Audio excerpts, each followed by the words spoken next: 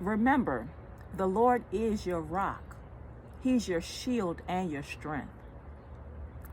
The scripture reminds us in Psalm 18:2, it declares, the Lord is my rock, my fortress, my deliverer, my God, my strength.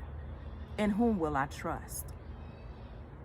That scripture is attributed to David when the Lord rescued David from the hands of his enemies and Saul. David began to thank the Lord, declaring, the Lord is my rock. He's my shield. He's my horn of salvation. I will trust in the Lord. David, even when death confronted him, when distress surrounded David, he declared, Lord, deliver me. He cried out, Lord, deliver me.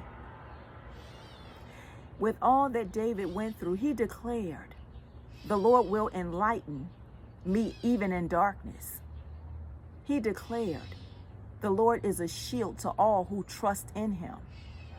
And God's ways are pure, perfect, and proven.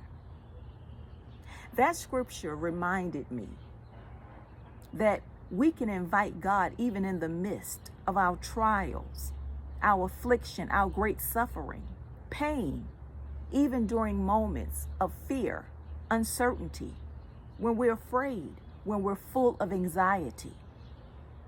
We can invite God to meet us right where we are, because we know we serve a God with no limits. We serve a no-limit God, and nothing is impossible with God. Nothing.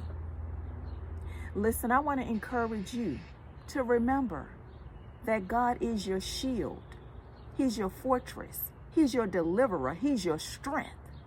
He's everything that you need him to be.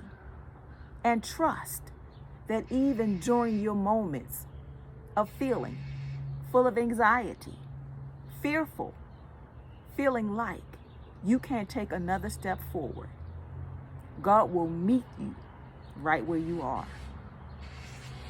We know that we serve a no-limit God. We know that nothing is impossible with our Lord and Savior Jesus Christ.